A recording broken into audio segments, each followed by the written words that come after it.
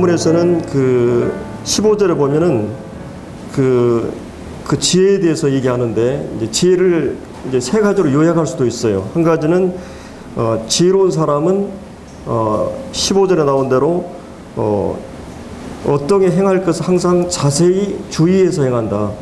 심사숙고하고 주도 면밀하고 또 이렇게 이렇게 덜렁덜렁 그냥 무턱대고 이렇게 아무런 생각 없이 하는 게 아니라 이렇게 굉장히 신중하게 그 생각하고 행동하는 이제 이 지혜의 특징이라고 할 수 있는데, 그리고 이제 지혜는 그 세월을 아끼는 거죠.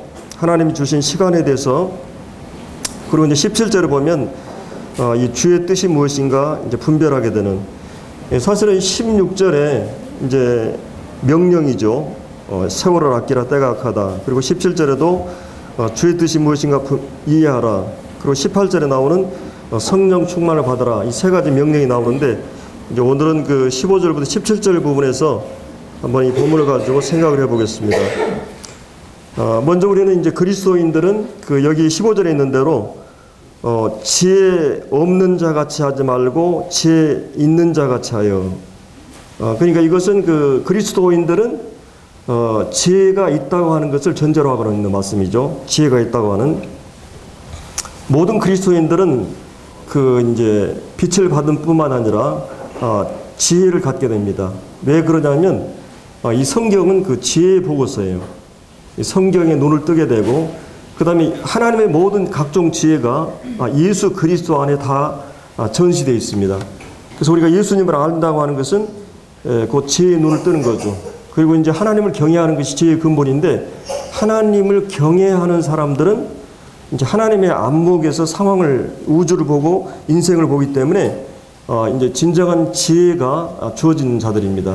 물론 여기서 얘기하고 있는 것은 세상 사람들이 얘기하는 세상의 지혜나 이 철학이 얘기하고자 하는 궁극적인 그런 이 우주에 대한, 인간에 대한 모든 어떤 해안이라든지 안목을 갖는 그런 그 차원에서 지혜가 아닙니다. 여기서 얘기하는 지혜는 그 이제 성경에서 얘기하는 하나님의 지혜입니다. 그래서 이 고린도후서 1장에 보면은 사실은 그 철학이 가장 왕성하게 발달했던 이 고린도, 아덴 이런 그 헬라 영향을 받은 그런 도시들을 향해서 바울이 이 지혜에 대한 얘기를 하면서 이 하나님의 모든 지혜가 그리스도가 하나님의 지혜요, 하나님의 능력이라 이렇게 말하고 있죠. 그래서 이제 세상 사람들을 성경은 두 가지로 이렇게 분류를 합니다. 그 이제 여기 그 15절에 있는 대로 지혜 없는 자와 지혜 있는 자, 이렇게 이제 구분을 하게 되는 거죠. 그래서 우리 그리스도인들은 이 지혜를 가진 자들이다. 마태복음 7장에서도 지혜로운 자가 집을 지을 때 어떻게 하는가, 이런 부분이 나오죠. 그 기초를 반석 위에 세우고. 그래서 우리가 이제 이 마태복음 7장에 나오는 지혜로운 자는 그 이 집에 대한 강조보다는 기초에 대한 강조예요. 그러니까 우리는 이제 산상수훈을 하고 나서 적용 단계에서 실천을 강조하는 쪽으로 이렇게 생각을 많이 하는데, 물론 그런 의미도 포함되어 있지만 거기서 중요한 것은 우리의 신앙의 행함의 근거가 뭐냐, 행함의 기초가 뭐냐를 얘기하는 거거든요. 내가 이렇게 행동하는 어떤 근거나 기초가 뭐냐, 결국 그것은 그 반석이죠. 예수 그리스도라고 하는 그분 위에 내 삶을 세워지는 거거든요. 그래서 이 마태복음 7장에서 산상수훈에 지혜로운 자를 얘기할 때 바로 예수 그리스도를 반석으로 삼은, 또 마태복음 25장에 나오는 지혜로운 슬기로운 여인과 어리석은 열천을 비유해서도 슬기로운 여인들은 이 등과 그 다음에 기름을 준비한 것들을 보게 됩니다. 그래서 우리가 그 예수 그리스도가 지혜다. 그러니까 예수 그리스도가 지혜다. 이 고린도전서 1장 30절에 그런 말씀이 있죠. 우리는 하나님께 나왔고 예수 그리스도는 하나님께 나와서 우리에게 지혜와 그 다음에 의로움과 거룩함과 구속함이 되었다.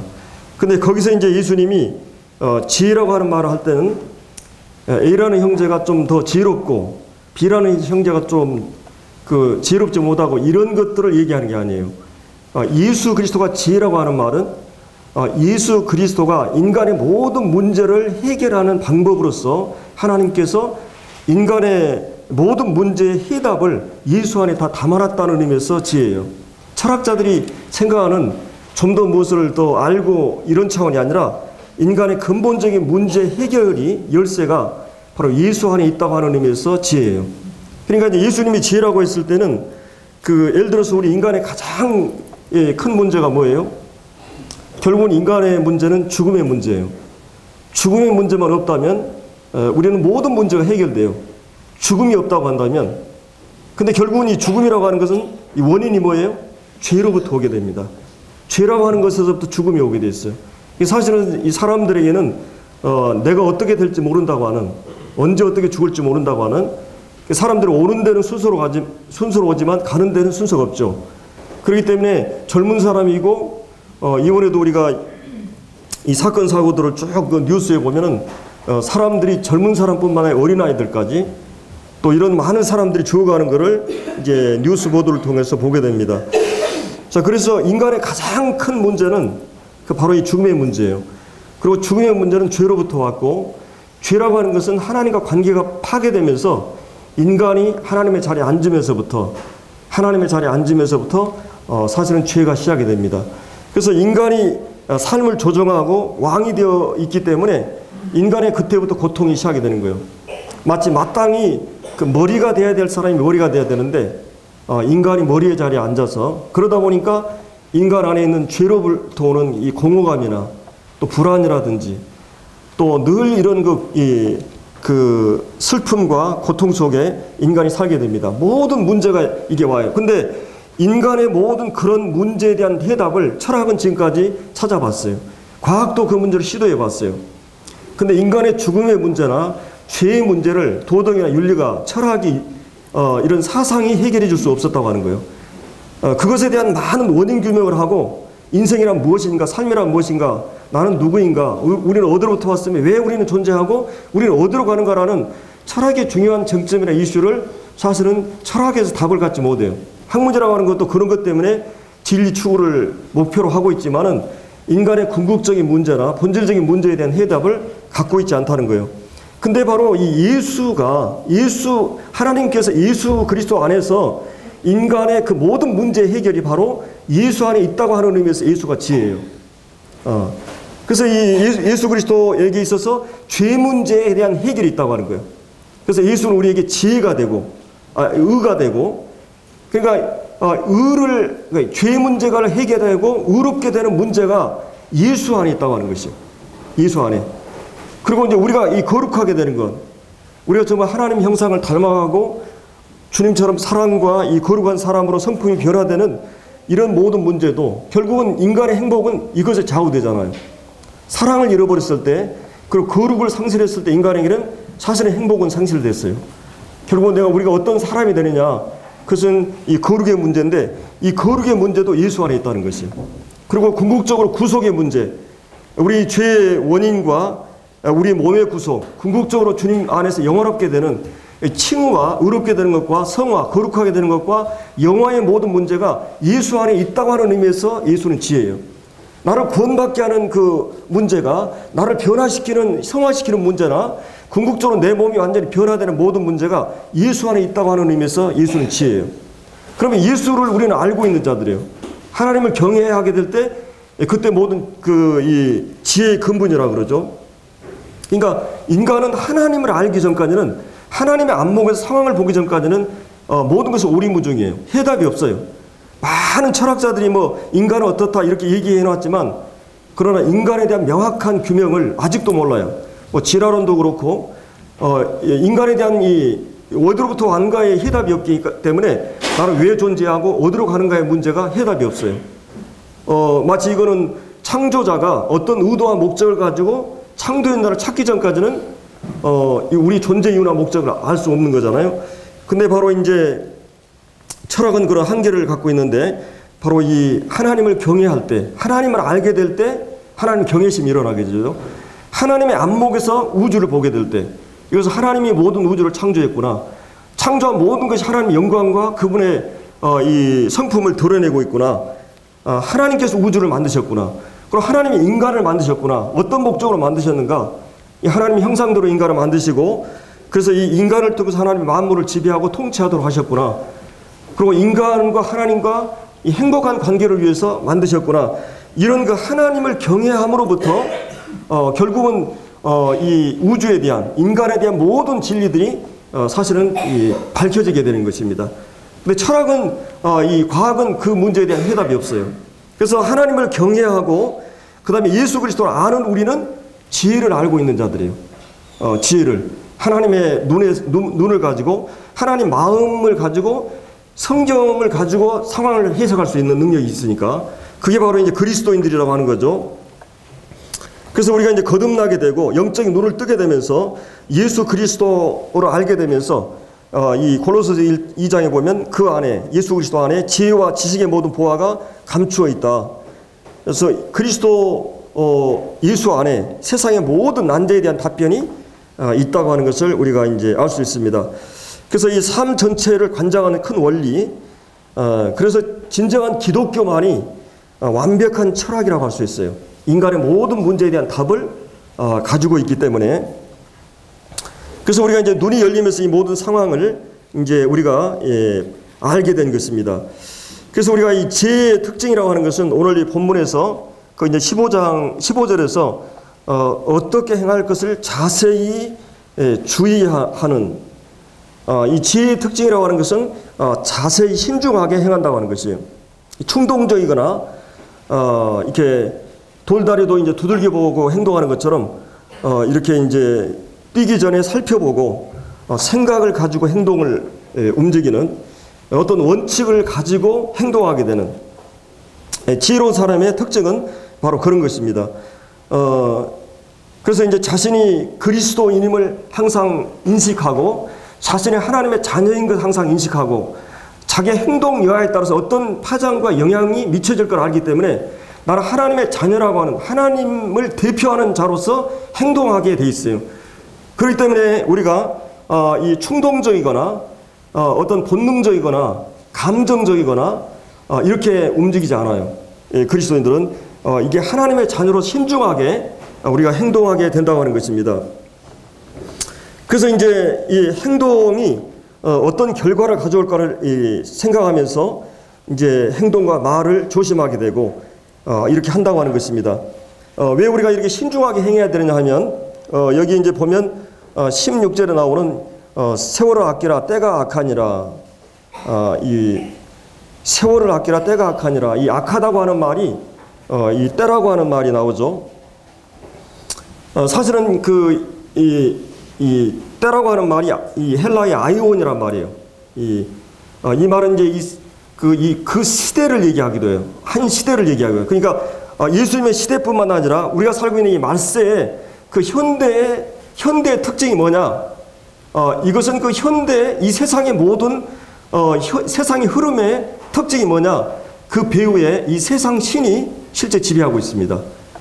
그리고 이 세상 신은 인간에게 욕망과 감정과 이런 것들을 정욕을 자극하고 안목의 정욕, 이성의 자랑, 육신의 정욕을 자극하는 이 사단이 장악하고 있는 세상, 배후에는 이 사단이 실제하고 있는 거죠. 이 세상이 왜 이렇게 악하냐? 바로 이 배후에 이 하나님을 대적하는 세력, 하나님을 반대하는 이 저항하는 세력이 실제하고 있습니다. 그래서 이 세상 배후의 악한 세력이 실제 이 악한 이 세상의 모든 사람들의 정신과 가치를 지배하고 있는 거죠. 이 세상의 강력한 이 두 세력의 투쟁의 그런 장소가 바로 아주 이 세상은 무서운 그런 각축전이 벌어지고 있어요. 하나님의 영과 이 악한 영에 의해서. 그래서 이제 이런 하나님의 전신갑주로 우리가 이제 무장하지 안 되는 것입니다. 그리고 이거는 이 세상의 배후에 있는 사단이 악할 뿐만 아니라 이 세상이라고 하는 체제가 악한 것이에요. 그래서 이제 여기에 보면은 이제 이런 악한 이 배후에서 사단이 지배하고 있는 그래서 우리가 신중해야 되는 것은 우리가 말과 또 우리의 행동이 신중해야 되는 것은 우리의 어떤 말과 행동이 어떤 파장과 결과를 가져올 걸 생각하기 때문에 지혜로운 사람은 그 결과를 생각하면서 행동하는 거예요. 충동적이거나 우발적이거나 감정적이거나 즉흥적으로 이렇게 돌진하는 식으로 하는 게 아니라 신중하게 하는 게. 그리고 어떤 한 생각에 여러분이 이제 예를 들어 우리 자매님들이 시장 갈 때도 이게 지혜로운 여인들은 어때요? 다 뭘 살까를 기록을 해가요. 그러면 가서 그냥 충동구매하지 않습니다. 막 그냥 막 되는 대로 막 집에 왔는데 진짜 뭐 실제 필요한 건 사오지 못할 때가 있거든요. 근데 필요한 것만 하게 되면 돈도 절약이 되고 필요한 것만 사게 되고 이 충동구매를 하게 되지 않죠. 근데 그런 것처럼 항상 지혜로운 사람의 특징은 사전에 준비하고 계획하고 생각을 하는 것이에요. 이게 지혜로운 사람의 특징이라고 하는 거죠. 이 주님의 지혜를 아는 사람은. 그래서 이런 그 지혜를 갖고 있는 것이 바로 이 지혜로운 자의 특징이라고 하는 것이에요. 물론 우리가 생각하는 이성이라고 하는 것, 이 역사에 보면은 이제 이성이 참 하나님께서 원래 이성을 만들 때는 영의 통제 아래 있게 있죠. 이 지성과 감성과 의지가 하나님의 영의 지배를 받게 돼 있어요. 그래서 영은 하나님과 교통하고 있었기 때문에 영이 이 생각하는 것과 감정과 의지를 실제 통제했을 때는 이것이 이성이 바른 위치에 있었어요. 근데 죄가 내 자아가 이거를 통제하게 된 상태가 되어버린 거예요. 이제 우리 인격이. 그러다 보니까 역사에 보면 그 계몽주의라고 이성주의, 르네상스, 이성주의, 합리주의가 이 실증주의, 과학과 함께 손을 잡고 인간의 계몽을 유도했어요. 그래서 사람들은 지식을 알고 과학의 눈부신 발달로 많은 것들을 얻게 됩니다. 그럼 우리가 잘 아는 이 칸트가 이제 그 순수이성 비판, 칸트에 와가지고 결국은 이성이라고 하는 그릇이 마치 이것은 뭘 것 같으냐면 20세기 잣대로 지구를 재려고 하는 거라는 것이죠. 이성이라는 가지고 초월자를 이해하거나 설명할 수 없다고 하는 거예요. 그래서 이제 이성주의는 손을 들게 돼요. 이성으로는 이 신의 영역에 대해서 이 인간을 창조한, 우주를 창조한 신의 영역, 그 신에 대해서는 이성으로는 이해도 안 되고 설명도 안 된다. 그래서 이성의 한계를 깨닫는 것이 이성의 최고의 업적이라고 이 손을 들게 됩니다. 자, 그런데 이제 거기서 인간의 이성의 한계를 느끼고 인간이 얼마나 연약한 존재인가를 알아야 되는데 인간은 또 다른 시도들이 거기서 일어나요. 쾌락주의로 흐르기도 하고 이제 상대주의, 절대적인 진리는 없다. 신의 존재를 이제 거부하게 되고 그러면서 실존주의, 내가 보는 대로 진리라고 하는 어떤 그런 객관적인 그런 이 절대적인 진리가 상실되어 버립니다. 그래서 모든 사람들은 보는 대로 진리예요. 느끼는 대로 진리예요. 그게 이제 실존주의고 종교 다원주의, 다원화되는 이 포스트 모더니즘의 시대가 오게 됩니다. 그러면 이런 사상이나 이 사상이라고 하는 것은 무서운 거예요. 철학은. 거기에 교육에 영향을 주고 그 다음에 또 이 문화에 영향을 주기 때문에 그리고 문학에 영향을 줍니다. 그리고 정치, 사회적인 영향도 주게 되죠. 그래서 모든 매스미디어가 그런 영향을 받게 되고 모든 문학이나 책이 영향을 받게 되고 모든 교육이 그 영향을 받게 됩니다.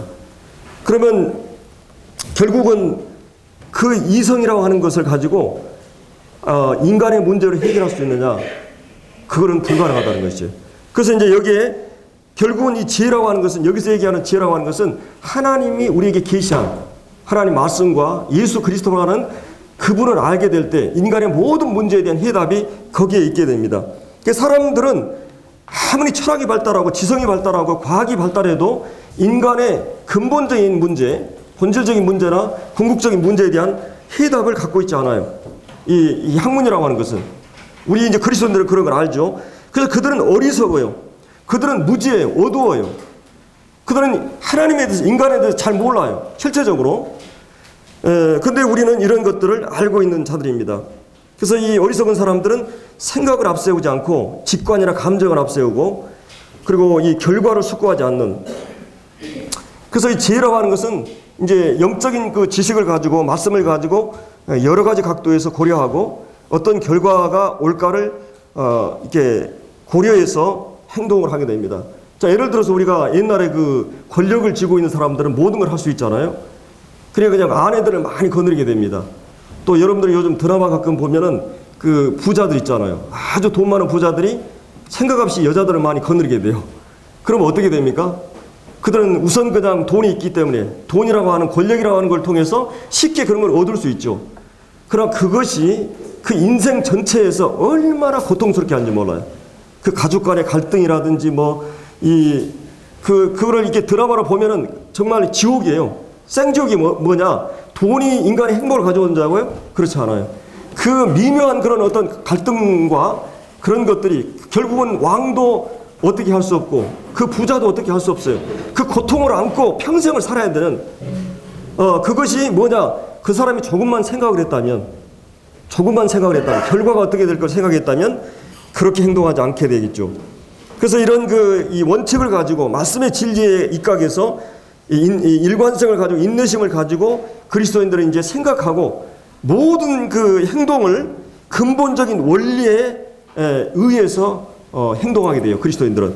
그리고 궁극적인 그런 영원한 원리에 비춰서 행동하게 됩니다. 왜냐하면 하나님이 우리에게 주신 시간이라고 하는 것은 철저하게 한정되어 있어요. 시간은 잡을 수도 없고 저축할 수도 없고 차용할 수도 없고 만들 수도 없어요. 시간은 주어지면 그냥 흘러가는 것이에요. 어떤 분이 그 전화를 받았어요. 그래서 온라인을 이렇게 그 번호를 이렇게 알려달라고. 그래서 1,440불을 매일 우리 이렇게 통장에다 넣어줄 테니까 이것을 매일 쓰라고 그랬어요. 그래서 매일 통장을 보니까 1,440불이 들어와요. 근데 그날 쓰지 않으니까 그냥 사라져 버렸어요. 그래서 3일인가 하고 또 다시 전화 왔어요. 당신이 매일 보내줬는데 왜 이걸 안 썼냐고. 그러냐고. 그래서 그다음부터는 막 이거를 돈이 들어오는 대로 막 썼어요. 오락게임 가서 게임을 하고 막 노래방 가고 막 흥청망청 막 썼어요. 그래서 한 3일 되니까 또 전화 왔어요. 당신이 가치 있는데 당신 그 돈을 쓰지 않았군요. 의미 있는데 가치 있는데 써보라고. 그리고 또 들어왔어요. 근데 그게 여러분들이 하루가 몇 시간입니까? 24시간이죠. 24시간을 60분으로 계산하면 1440분이 나와요. 하나님은 여러분에게 하루의 인생에 1440분을 매일 공정하게 주십니다. 그리고 그날을 쓰면은 이렇게 하나님이 다시는 저축할 수도 없고 되돌릴 수 없어요. 그리고 그거는 매일 주었다가 합니다. 그리고 그것을 낭비를 쓰지 않은 사람도 있고 헛된 데 그걸 쓰는 사람도 있고 시간을 정말 의미 있는 가치 있는 이런 데 쓰는 사람도 있어요. 하나님은 그 부분에 대해서 시간을 매일 우리에게 수입을 주고 지출을 계산합니다. 그리고 하나님께서 모든 마지막 심판대에 여러분이 주신 시간을 분명히 결산할 날이 오게 될 것이에요. 여러분의 인생이 구원받고 나서 여러분이 지금까지 주님 오실 때까지 살아온 모든 세월들, 시간들을 철저하게 하나님이 결산할 날이 온다고 하는 것이에요. 여러분이 낭비했는지, 쓸데없는 데 막 여러분이 시간을 허비했는지, 아니면 정말 의미 있는데 주님을 위해서 썼는지, 이 모든 것이 그날에 결산될 것입니다. 시간이라고 하는 것이. 그렇기 때문에 우리는 그리스도인들은 이런 시간에 대해서 철저한 태도를 가져야 됩니다. 여기 16절에 그래서 지혜로운 사람은 뭡니까? 세월을 아낀다 그랬어요. 원래 이 세월을 이제 아낀다 이 말이 여기서 이제 세월이라는 단어하고 아까 제가 때라는 아이온이라는 단어하고 세월이라는 단어가 좀 다릅니다. 이 세월이라는 말은 그 객관적인 그런 시간 개념이 아니고 주관적인 시간이에요. 이 세월이라고 하는 말은 뭐냐면은 여러분의 모든 사람에게 객관적인 시간이 주어져요. 근데 그 시간을 의미 있는 시간으로 만드는 것은 우리에게 달려 있어요. 그래서 이 의미 있는 시간으로 만드는 것을 바로 이거 얼른 제가 헬라어가 생각이 안 나는데 이 단어거든요. 세월이라는 단어가 이 아이온이라는 단어하고 달라요. 그래서 이제 이 세월이라고 하는 것은 뭐라 그랬냐면 이 아끼라 이 말이 원래 이 옛날 성경에 보면 괴를 사라. 근데 이 아끼다는 말이 여러분이 구원이라는 단어가 똑같은 헬라어예요. 그러니까 시간은 마구 흘러가요. 이거는 누구도 이 세월을 잡을 수가 없어요. 근데 그 기회들을 포착하고 의미 있는 시간대로 만드는 것은 우리가 하는 것이에요. 주관적으로 시간의 의미를 만드는 것. 이것이 이제 세월을 구속하라. 그래서 제가 20대 청년 때 붓글씨로 크게 자취방에다가 이게 밑으로 썼어요. 세월을 구속하라. 내가 시간을 허비하면 안 된다. 하나님 앞에서. 그러니까 이 말에는 시간을 허비하면 안 된다. 낭비하면 안 된다는 말이 있어요. 여러분 시간을 의미 있게 물론 여러분들이 직장생활하고 가정생활을 성실하게 하는 것이 다 허비하는 거냐 그건 아니에요. 중요한 것은 주님의 마음을 가지고 주님께 하듯 주님의 영광을 구하면서 하는 동기를 가지고 하느냐가 중요해요. 그냥 밥벌이 하는 그런 신앙이 없는 그냥 마음으로 구원받지 않은 사람들처럼 그냥 열심히 사는 것이 의미 있는 시간이 아니에요. 아, 이것은 내가 주님 앞에서 내게 주어진 일이다. 그리고 교회 안에서도 모든 것을 의미 있는 시간으로 이제 만들 수가 있게 되는 것입니다. 그래서 이 지혜라고 하는 것은 이런 신중하다고 하는 것을 의미를 갖고 있습니다. 그 다음에 이제 여기 그 지혜로운 것은 어떻게 행할 것을 이제 주의하라 이렇게 말씀하고 있는데, 이것은 정신이 긴장이 될 때, 그러면 여러분들이 시간을 아끼는 사람은 어떤 사람일까요? 일반적으로 시간을 잘 아끼는 사람은 어떤 사람들입니까? 여기에 이제 보면은 어떤 분이 제가 어떤 자료에 보니까 그런 얘기가 있었어요. 1년이 중요성을 알고 싶으면 재수생에 가서 물어보라 그랬어요. 재수생. 한 달이 중요한 것을 알고 싶으면 산모에게 가서 물으라 그랬어요.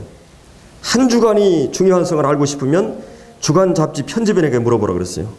한 시간이 중요성을 알고 싶으면 사랑하는 여인과 마지막을 이별하는 산소호흡기를 끼고 있는 사람에게 물으라 그랬어요. 1분이 중요성을 알기 위해서는 비행기 기차표를 놓고 달리는 사람에게 물어보라 그랬어요. 1초의 중요성을 알고 싶으면 올림픽 100m 선수들에게 물어보라 그랬어요. 우리는 시간의 개념이라고 하는 것이 이렇게 중요한 것입니다. 그러면 이 역사는 두 가지 시간 개념이 있어요. 순환론적인 시간 개념하고 이런 종말론적인 시간 개념이 있어요. 순환론적인 시간과는 시간은 우연에 의해서 돌고 돈다. 원 의미가 있죠. 그래서 이거는 아무런 긴장이 없어요. 불교나 힌두교 시간관이죠. 윤회적인. 내가 이제 부실하게 살면은 다음 또 이제 뭐 짐승으로 태어나거나 어떻게 태어나면 잘하면 돼요. 그런 어떤 신개념을, 시간 개념을 갖고 있습니다.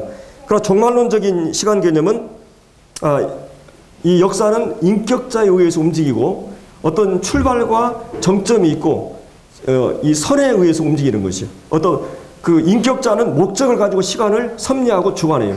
아무 의미 없이 우연에 의해서 된 게 아니라 이 인격자는 분명한 시작과 끝이 있고, 그리고 이것은 한 번뿐인 인생 기회를 주는 거예요. 그리고 거기에는 분명한 결산이 있어요. 그렇기 때문에 거기는 긴장이 있는 것이에요. 왜냐하면 내가 지금까지 어떻게 살아왔느냐, 여러분이 하프타임이라는 책에 보면 전반전을 성실하게 그 사람이 살았어요. 세계적인 그런 경영이 거부가 되죠. 그러나 그 인생의 이 후반전을 생각할 때 자기는 자기만을 위해 살았다는 생각을 하게 됩니다. 그래서 후반전에는 이제 자기가 하나님을 위해서 살기 위해서 자기 인생의 나머지를 이렇게 드리는 그런 내용인데, 우리가 정말 우리 인생을 어떻게 살아왔느냐. 그리고 지금도 늦지 않았어요. 주님은 지금부터 여러분들이 앞으로의 시간을 얼마나 의미 있게, 시간을 그냥 의미 있게 낭비하고 있느냐. 쓸데없는 그런 어떤 막 세속적인 쾌락이나 낙을 위해서 사느냐. 그리스도인들에게는 적당히 일하고 휴식, 이런 균형이 필요해요. 이 시간을 효율적으로 하기 위해서는. 그러나 휴식을 위해서 우리 인생을 사는 게 아니죠. 흥청망청.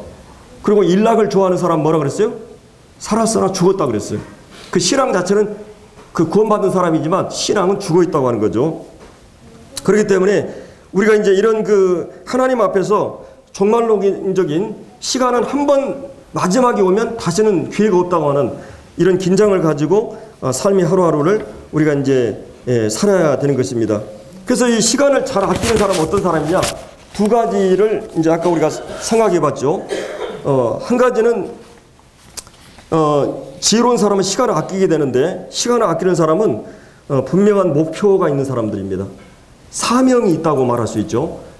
여러분의 인생에 여러분이 딱 거듭나게 되면 여러분이 이 세상에 육신으로 태어날 때에도 역시 하나님께서 여러분에게 주신 재능이 있어요. 평생 직업을 가지고 주님 섬기게 되죠. 또 거듭나게 되면 하나님이 여러분의 영적인 은사를 주세요. 봉사할 수 있는. 그래서 여러분들은 거듭난 모든 성도들은 교회 안에서나 삶의 관계에서 이 삶의 관계에서 이 두 가지 사명을 가지고 있어요. 이 인간이 타락하기 전에 하나님께서 아담에게 이 노동 명령과 종교 명령을 주죠. 선악과를 따먹지 말라고 하는 하나님 관계를 위해서, 그리고 이 동산을 지키라고 하는 이런 노동 명령을 주세요. 여러분들이 어떤 선교라든지 전심 사역을 위해서 특별하게 하나님 부르시기 전까지는 모든 그리스도인들은 이 사명을 가지고 있어요. 이것을 이제 여러분들이 주님 앞에 갔을 때 다 결산을 하게 되는 것이에요. 이 사명에 대해서. 근데 이 사명과 목표가 분명한 사람은 달라요.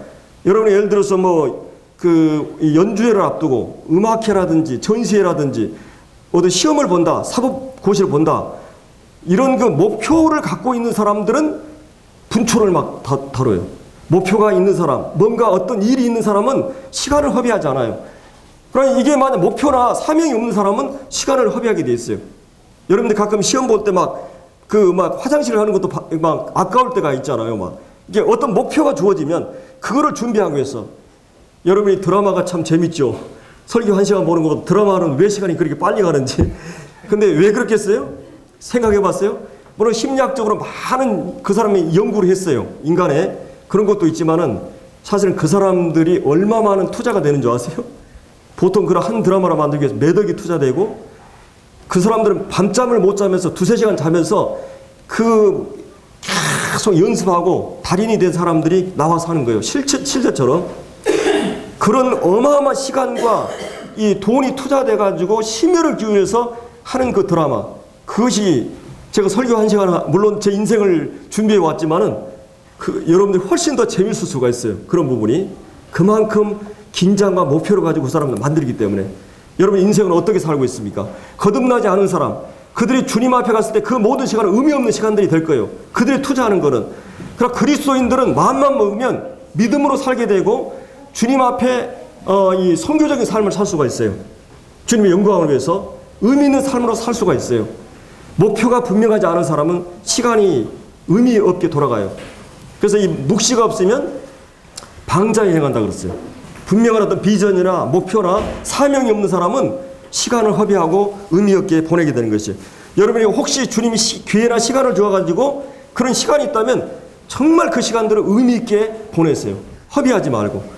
저는 이 시간 단위로 하루 시간표를 짜요. 제가 아침에 예를 들어서 7시에 일어나면 1시간 큐티를 가져요. 여러분이 하나님께 쓰임받기 위해서는요, 혹시 선교나 주님을 위해서 한다면 주님과 만나는 시간을 훈련해야 돼요. 이 허튼 테일러와 이 중국 선교사 허튼 테일러가 자기가 이토록 어마어마한 중국 선교를 성공할 수 있는 비결이 뭐라고 물어봤어요. 그가 그런 말 했어요. 나는 매일 주님과 만나는 시간을 성공했다는 것이에요. 여러분 매일 삶에서, 하루 삶에서 주님의 음성을 듣고 그 말씀을 묵상하고 주님께 기도하는, 묻는, 그래서 하루의 삶을 살아가는, 그래서 하루의 삶이 의미 있게 살아가는, 믿음으로 살아가는, 이것이 성공했을 때 허튼 테일러는 선교를 성공했어요. 제가 이번에도 이제 인도권에서 34세 된 젊은 청년들이 선교의 부름을 받았어요. 제가 깜짝 놀란 사실은 그 젊은 형제들이 말씀의 인도를 매일 받고 있다고 하는 거예요. 그들이 주님 앞에 구원받고 나서 선교로 부름을 받기까지 그들은 말씀의 지식 가운데 있었다고 하는 거예요. 그들이 말씀 인도에 대한 간증을 하는데 너무 놀랐어요. 하나님 마치 이렇게 지시하는 것처럼 살았어요. 매일 말씀 앞에 서고, 여러분 그리스도인들이 성령의 인도하심을 받고 살아가는, 말씀의 인도를 받고 살아가는, 그러기 위해서 매일 말씀 앞에 서야 돼요. 그렇지 않은 말씀을 우리가 이제 의미 없게 보내는 것입니다. 그래서 이런 이 목표가 분명한 이런 삶을 살아야 된다고 하는 것입니다. 이 목표의 힘은 이 어마어마한 힘을 가지고 있어요. 그리고 역사의 위대한 모든 사람들은 이런 삶을 산 걸 볼 수 있습니다. 제가 며칠 전에 어떤 메시지를 들으면서 이 세례 요한의 죽음에 대한 그런 말씀을 들었어요. 여러분 세례 요한이 얼마만큼 살았어요? 오래 살았습니까? 30초에 죽었어요. 근데 이 천사들이 세례 요한이 탄생할 때 뭐라 그랬습니까? 이 사람이 가장 큰 자가 된다고 그랬어요. 그리고 예수님이 이 세례 요한을 평가할 때 뭐라 그랬어요? 여자가 난 중에 가장 큰 자라. 그럼 역사에 천사가 뭐라고 그랬냐면 가장 큰 자가 된다. 위대한 자가 된다. 그리고 예수님도 여자가 난 중에 가장 큰 자라고 했는데 가장 큰 자의 삶은 매일 메뚜기로 먹고 살았어요. 식사를. 옷은 가죽 옷을 입고 집도 없고 광야에서 그리고 얼마나 비참하게 객사로 했어요. 목에 잘려 죽었어요. 여러분이 여기 가다가 개죽음, 교통사고 나가, 예를 들어서 우리 뭐 어떤 형제가, 신실한 형제가 죽었다 그러면 여러분 뭐라 그랬어요? 어떻게 이럴 수가 있을까? 이렇게 생각할 수 있겠죠. 그러나 세례 요한은 하나님이 그에게 주신 그런 사명, 하나님이 주신 그 삶의 뜻을 위해서 짧은 생애지만 의미 있게 살고 하나님 부름받았어요. 오래 사는 게 의미 있는 게 아니라 정말 하나님의 사명과 하나님의 뜻을 위해서 살아가는 사람들이에요. 그래서 이 지혜로운 사람 어떤 사람이냐? 17절에 나왔죠. 오직 주의 뜻이 무엇인가를 이해하는 사람이에요. 하나님의 뜻이 어떤 것을 위해서 살아가는, 이게 사명이 될 수가 있는 거예요. 여러분이 하나님의 뜻은 성경에 엄청나게 많이 나와요. 구원받지 않은 사람이 하나님의 뜻은 구원받는 것이에요. 영혼들이 구원받는 게 하나님의 뜻이에요. 그래서 이 하나님은 모든 사람이 구원받고 진리를 알기를 이르신다. 또 이 주님께서 아버지의 뜻은, 내 아버지의 뜻은 요한복음 6장 40절에 모든 사람이 구원받는, 영생을 얻는 것이다. 하나님의 가장 구원받지 않은 모든 세상을 향해서 1차적인 뜻은 모든 사람이 구원받고 진리를 아는 거예요. 영생을 얻는 것입니다. 그래서 이 복음이 증거될 때 이 누가복음 15장에 보면 하나님이 가장 기뻐하셨어요. 여러분, 우리가 이 10절에 나왔던, 이 5장 10절에 나왔던 주님을 기쁘시게 할 것이 뭐냐 했을 때 구령을 위해서, 영혼 구원을 위해서 시간과 마음을 투자하는 것이 하나님이 가장 기뻐하신 것입니다. 이게 하나님의 뜻이니까. 그럼 이제 성도들은 하나님의 뜻이 뭐예요? 하나님의 뜻은 너희의 거룩함이다. 또 사랑하는 거다. 내가 거룩하니 너희도 거룩하라. 이것이 하나님의 뜻이다. 이 인격적인 하나님의 사람으로 만들어지는 것이 또 하나님의 뜻 가운데 하나 있어요. 그러니까 여러분이 구원받고 나서 내가 어떤 사람이 되느냐에 힘쓰는 것, 이게 가장 중요한 것입니다. 여러분들이 하나님의 뜻을 이해하기 위해서는 어떤 분이 이런 예화를 만들었어요. 세상 사람들은 네 가지로 분류할 수 있대요. 첫째는 이 멍게, 두 번째는 멍부, 세 번째는 똑개, 네 번째는 똑부. 뭔지 알겠어요? 멍게는 멍청하고 게으른 사람, 멍부는 멍청한데 부지런한 사람, 세 번째 똑개는 똑똑하고 게으른 사람, 네 번째 이 똑부는 똑똑한데 부지런한 사람. 이 네 종류의 사람 중에 어떤 평가자는 이런 얘기를 했어요. 가장 위험한 사람이 누구냐? 이 멍부라는 것이에요. 멍청한데 부지런한 사람이에요. 가장 해를 많이 끼칠 수 있는 사람, 열심히 뛰는데 무엇을 위해 뛰는지 모르는, 이게 굉장히 위험한 사람이라는 것이죠. 그 사람들이 이 대표적으로 예수님이 오셨을 때 바리새인들입니다. 그들은 하나님의 마음과 뜻을 몰랐어요. 열심은 있었습니다. 율법에 대해서. 그들은 매일 주님 앞에서 하나님 앞에 율법을 읽고 금식을 하고 철회를 하고 11조를 23%인가 드리고, 여러분들 그렇게 하고 있습니까? 여러분의 바리새인들을 따라가지 못해요. 그들의 행함에 대해서. 매일 하루에 4시간인가 기도했어요. 3시, 12시 여러분이 바리새인들은 기도하는 시간이 있어요. 하루에 4번인가. 매일 기도해요. 그리고 금식해요. 일주일에 2번씩. 그리고 11조를 23% 드려요. 이 철저하게 이런 신앙생활을 한 사람들입니다. 누가복음 18장에 나오는 이게 바리새인들을 보면 얼마나 열심히고 그런지 몰라요. 마치 유대인 가운데 바리새인들이 7,000명인데 이거는 소수 정예라고 그래요. 이 이스라엘 민족의 엄청난 그런 하나님 말씀을 보수적으로 지키려고 하는 그런 집단들이었습니다. 자, 이런 그 신앙인들이 예수님이 오셨을 때 어때요? 예수님과 가장 크게 충돌하고 예수님을 결국은 어떻게 했습니까? 십자가에 죽인 장본인들이 바로 바리새인들이에요. 이게 무서운 거예요. 왜 그렇습니까? 하나님의 뜻을 모르니까. 여러분이 그러니까 시간을 아끼기 위해서는 성경을 봐야 돼요. 성경을 들어야 돼요. 하나님 말씀을 모르면 여러분 아무리 그 열심을 내도 그것이 의미 없는 열심이 될 수 있는 거예요. 그래서 이제 시간 관리를 위해서 지혜로운 사람이 되기 위해서는 이 하나님의 뜻을 이해해야 되는 사람들이 되어야 되는 것입니다. 그래서 마태복음 7장에도 보면 나더러 주여 주여 하는 자만 다 천국에 들어갈 것이 아니다 그랬어요. 그렇죠? 내가 주의 이름으로 막 귀신을 쫓아내고 권능을 행하고 선자 노릇하고 막 설교를 하고 전도를 하고, 근데 주님 뭐라 그랬어요? 불법을 행하는 자들아 내게서 떠나가라. 내 아버지의 뜻대로 행하지 않는 자가 이렇게 된다 그랬어요. 내가 너희를 모른다 그랬어요. 여러분, 가장 인생에 중요한 것은 내가 하나님과 관계가 바로 해결되었는가, 내가 하나님의 자녀가 되었는가, 이 구원에 대한 하나님 뜻을 명확히 이해해야 되고, 구원받은 성도들이 이제 하나님 뜻이 무엇인가, 하나님의 나를 향한 목적이 무엇인가, 여러분 목적이 이끄는 삶 그 책을 한번 참고로 한번 보세요. 하나님이 왜 우리를 부르셨는가, 하나님의 영광과 예배를 위해서, 또 전도를 위해서, 우리 인격이 세워지기 위해서, 또 섬기는 삶을 위해서, 은사 개발을 위해서 여러 가지 5-6가지 목적이 나옵니다. 여러분 그 일을 위해서 여러분은 여러분의 시간을 집중하고 있는지요?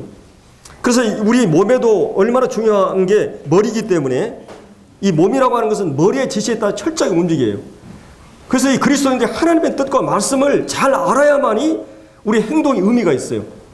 믿음으로 행동해야 돼요. 이 신앙생활이에요. 그냥 생활하는 게 아니에요. 사랑으로 행동해야 돼요. 그것이 의미 있는 시간이 돼요. 그러면 내가 주님을 사랑하고 주님을 향한 믿음이 있고 이런 것은 뭐예요? 말씀을 통하지 않고는, 하나님을 접하지 않고는 절대 믿음이 생기지 않아요. 주님에 대한 사랑이 동기부여가 되지 않아요.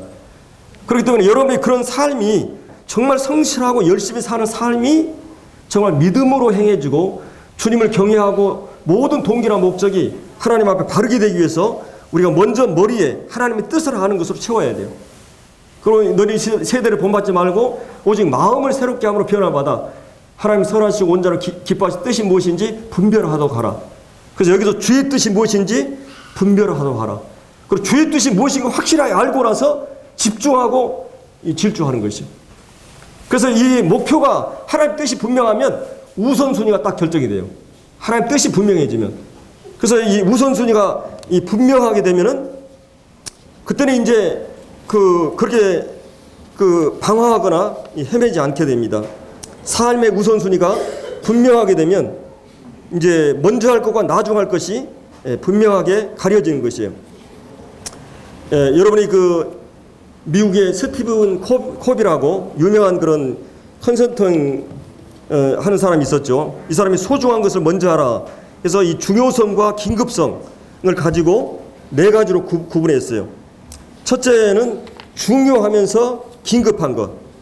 중요하면서 긴급한 것이 있고, 그 다음에 이제 예를 들어서 지금 사람들이 죽어가고 있다. 구조대나 의사들이 이것보다 긴급하고 중요한 게 없어요. 그렇죠? 영혼들을 구원하는 문제는 긴급하고 중요한 일이에요. 여러분의 가까운 사랑하는 이웃들이나 가까운 사람들에게 복음을 전하는 것은 중요하면서도 긴급한 일이에요. 왜냐하면 이 기회라고 하는 건 항상 있지 않기 때문에. 그 영혼이 순간 떨어지면 지옥이에요. 불구덩이에요. 그걸 알고 있기 때문에 이것보다 중요한 건 없어요. 그 다음에 또 한 가지는 이제 중요하지만 긴급하지 않는 것. 예를 들어 자녀 교육은 굉장히 중요하지만 장기간 필요하죠. 그리고 이제 세 번째는 중요하지도 않고 긴급한 것이 있어요. 그렇게 중요하지 않은데 우리 초상집이나 이런 잔치집 갈 때는 안 가면 안 돼요. 무시할 수는 없는데 그렇게 또 중요한 건 아니에요. 이런. 그리고 네 번째는 중요하지 않고 긴급하지 않는. 근데 일반적으로 많은 사람들이 여기 이제 18절에 나오죠. 술 취하지 말라 방탕한 것이다. 이런 것들을 중요하지 않고 오락이나 놀이나 쾌락이나 도박, 밤새우고 술집, 노래방, 일락을 좋아하는 이런 사람들은 뭐예요? 그냥 중요하지도 않고 긴급하지 않는 일을 위해서 우리가 살아가는. 그래서 우리 그리스도인들에게는 중요하면서도 긴급한 일을 위해서 우리 하나님의 뜻 앞에서 우리의 삶을 집중해야 되는 것입니다. 그래서 이제 오늘 저희들이 이 본문을 충분히 우리가 생각을 못 해봤는데, 한 가지는 어떻게 하면 지혜롭게 사는가, 지혜롭게 산다고 하는 어떤 의미 있는가. 그것은 우리가 항상 하나님 말씀 앞에서 모든 것을 주의해서 행하는, 신중하게 행하는, 충분히 객관적으로 다학적으로 전후좌우를 생각하고 하나님의 안목에서, 말씀의 안목에서 생각해보고 근본적인 원리의, 말씀의 원칙에 의해서. 그래서 항상 그리스도인들은 원리에 의해서 움직이는 거예요. 방법이 움직이는 게 아니라 방법은 항상 달라질 수 있어요. 그러나 원리 원칙은 변하지 않는 것이에요. 말씀의 원리에 의해서 움직이고, 또 한 가지는 궁극적인 그런 영원한 데 비추어, 이게 주님 앞에 갔을 때 어떤 것이냐 하는 것을 비춰보면서 삶을 행동해야 됩니다. 그래서 이제 이 지혜로운 삶은 2가지로 얘기했죠. 세월을 아끼는 것이다. 또 한 가지는 주의 뜻이 무엇인 게 이해해야 된다. 하나님의 뜻이 무엇인가 분명하면 사명과 목표가 분명해져요. 그럼 우선순위가 분명해지고, 그 다음에 우선순위가 분명해진 사람은 무엇부터 중요한 걸 알기 때문에 그것부터 행동하게 돼 있어요. 여러분이 여러분의 인생 가운데 교회를 나오고 영적인 일을 관리하는 것보다 중요한 게 있습니까? 사실은 그렇지 않습니다. 하루를 시작할 때 주님 말씀 앞에 서는 것보다 중요한 게 있어요? 여러분 곰곰이 한번 생각해 보세요. 영혼을 놓고 생각해 보세요. 여러분의 인생은 짧은 인생이에요. 이제 얼마 남지 않았어요. 우리 이제 50대, 40대들은. 이렇게 긴 것 같습니까? 금방 갑니다. 30대는 30km 달리고, 40대는 40km 달리고, 50대는 이제 50km 달리잖아요. 가면 갈수록 시간이 빨리 가는 느낌이 들죠. 근데 젊은 사람들은 시간도 있고, 힘도 있어요. 근데 지혜와 돈이 없어요. 근데 이제 나이가 먹어간 사람은 돈은 있고 지혜는 있는데 힘이 없고 시간이 없어요. 이제 시간이 얼마 안 남았어요. 여러분 주님 앞에 만났을 때 세례요한처럼 짧은 인생을 살면서도 하나님 뜻을 온전히 이루고 살아가는, 결국 그가 남긴 건 뭐예요? 자녀를 남겼어요. 돈을 남겼어요. 훌륭한 그런 재산을 남겼어요. 그가 남긴 것은 하나님의 사명을 완수하는, 바로 이게 예수님의 삶이었어요. 그의 짧은 예수님의 생애 동안에 주님은 다 이루었다고 하는 사명을, 하나님 뜻을 이루는 삶을 사셨어요. 우리도 이 짧은 생에 무엇이 남겠어요? 정말 하나님을 위해서, 그리고 여러분의 이 직장이나 가정생활 모든 삶이 의미 있게 하기 위해서는 먼저 하나님 말씀 앞에 충전을 받아야 돼요. 여러분 충전이 안 되면 통화가 돼야 안 돼요. 여러분 충전이 안 되니까 하나님이 말씀이 들려오지도 않고 전화가 안 뚫리는 거예요. 기도가 막혀버리는 거예요. 그래서 여러분들이 꼭 충전을 하듯이, 꼭 충전을 하듯이 여러분이 말씀으로 충전받는 시간이 바로 주일입니다. 여러분 일주일을 의미 있게 살기 위해서 주일을 지켜야 되고, 그리고 주중을 지켜야 되고, 하루에 매일의 삶에서 기도와 말씀으로 출발하는 거예요. 정말 이것이 여러분 세월을 아끼는 삶입니다. 우리 기도하고 마치겠습니다.